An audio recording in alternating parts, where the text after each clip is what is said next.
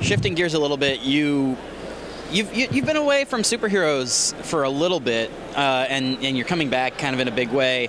What can you tell us about Brimstone, the Curse of Brimstone, which was just announced like minutes ago? Indeed. Yeah, the Curse of Brimstone is actually a kind of superhero horror book, which is, kind of what I broke into comics on. That's very much what Luther Strode is, although we were doing different kinds of horror in each one. And Curse of Brimstone is a very personal sort of book, which is actually why I was doing it when Dan was approaching me about doing a supernatural book. I had this idea of... I come from, as you know, a very rural place in Pennsylvania. The county that I live in is the size of Rhode Island. It has 40,000 people in it. It is literally 99% white people. It is that kind of place. It is it's coal country. The coal mines moved out, factories moved in, factories moved out, nothing moved in. It's a dying area. And most of the U.S. by geography is that. But that is not what we see in superhero comics. We don't see that. And it's the same thing with... I was trying to reconcile, I see these people making decisions that I think are bad for them, and I see them personally because I still live in an area like that, and I was like, what drives people to make those kind of decisions? And I don't think in fiction, especially in comics, that's been real accurately portrayed, and I think horror gives us a lens to look at that kind of stuff. I think horror works well when it's examining real things and real fears and stuff. Like, most people don't think of it as straight horror, but one of the things that Buffy the Vampire Slayer, the show, did brilliantly was it took the idea that when you're in high school, everything feels like the end of the world and made it literal horror end of the world. It is always the end of the world. And so I took that kind of desperation and goes to Brimstone. What Brimstone is actually about is basically kid grows up in this know-nothing town. He has no prospects of getting out. He's too poor to move. He can't go to school. He sees his sister's probably going to go the same way, even though she's smarter than he is and could do better.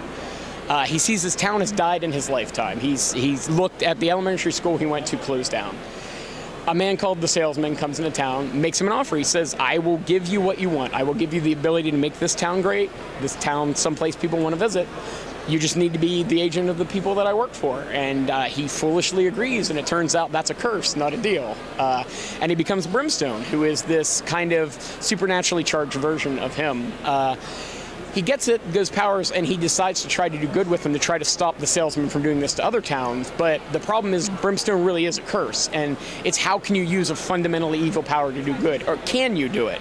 I talked with Dan DiDio about it, and it's the idea of like a fire break. Like, if there's a forest fire coming, you can burn down part of the forest to do it, but you're still starting another fire, and like it can do unpredictable things. And that's kind of like Brimstone. He's fighting supernatural evil, but he is himself a supernatural evil. And the more he is used, is he making the world worse, or is he actually improving things? And that kind of stuff has always interested me. If you look at my superhero career, the idea of what power means and what you can do with it and what it does to an individual has always been something that's interested. I did it a lot in New Guardians when I worked for DC before, so it's good to be able to do that through a horror lens because I really like doing horror. With a character like Brimstone, do you think there's some similarities to things like the Hulk or even to what they're doing with Damage, where you've got characters who sometimes just they're worse than what they're fighting? I think so. We've tried to make it distinct from Damage because we've got Damage, you know what I mean? But there's this idea of, can you use evil to fight evil, and do intentions matter? If you're doing something that's fundamentally, if you're using this fundamentally evil force, can you use that to do good? And in that regard, kind of going into things like, Faustian bargains and that kind of stuff, or even Ghost Rider if you want to go to another company, that kind of thing. Can you do those kind of deals? And that sort of, kind of folkloric literature, that like when the salesman offers you a deal, he can't lie to you. But you better listen very precisely to what he's actually saying. And so we've drawn that from, kind of like things from fairy tales and that sort of stuff. So kind of drawing from a lot to kind of make that work. And Brimstone is a very intelligent character. He's not a mindless engine of destruction, which makes him worse. He's kind of a malevolent engine of destruction, and he's sort of a dark mirror of Joe. And as Joe uses him, Joe sees all the things he hates in himself embodying this thing, but to have power, he has to embrace that. And what does that mean for him? You know what I mean? And what does it mean to try to break that curse? He's trying to get rid of that curse, and can he? Or will breaking the curse be even worse still? So that's the kind of things we're exploring, thematically and all that stuff. There's also monsters and horror and all that kind of cool stuff. I feel like everybody is reacting to the current political climate in one way or another. Obviously, horror has a long history of doing that more obliquely than other media. Is that kind of what because obviously at the panel, you didn't say make your town great, it's make your town great again, yeah. Which obviously has echoes of the election. Are you very conscious about how you do that in a way so as not to alienate people that basically are who you're writing about? Yes. And it's tricky. So the impetus for me personally, right, is so I can look out from my house, and I don't know how political DC wants me to get with this. So if somebody dives in during this interview, we'll know. But I can look out of my house, and I could see two people that had Trump flags and stuff in their yard, and I know these are good and decent people, and I know they do not really want what Trump promised them or what he's certainly going to give them. And reconciling how people that I know personally can be good, can make those sort of decisions, is sort of the impetus for the series. So that is, the salesman figure is not a Trumpian figure, but the impetus behind it, like what can desperation do? What can being forgotten do to you? And that's kind of my deal, is there are lots of people in rural areas. The thing is, you can say like, oh, there's this and that about them, but like those places suck. There's a reason there's an opioid epidemic there. There's a reason joblessness is so high. There's a reason suicide is so high. It is a terrible place to live, and they do, except when elections happen and they vote for the wrong person, or what's perceived as the wrong person, they're largely ignored.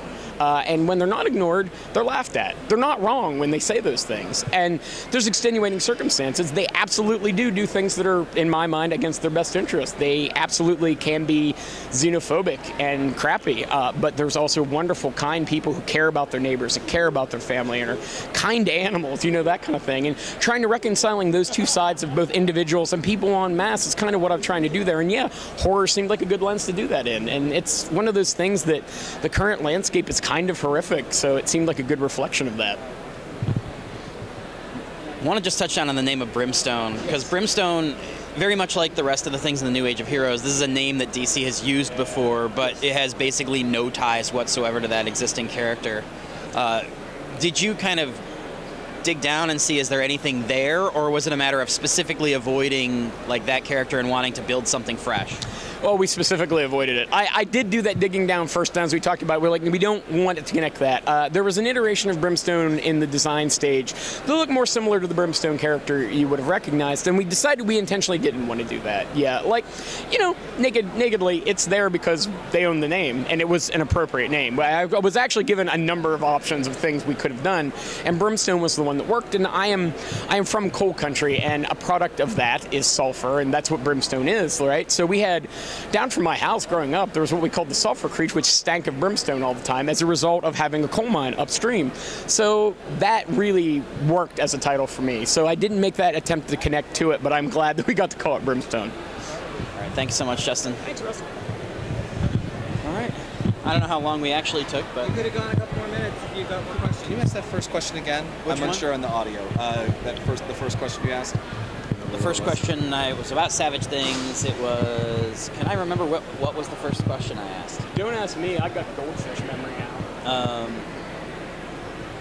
Was it the one about bringing an image feel to? But like I'm getting I think that was the second I don't know how I started this.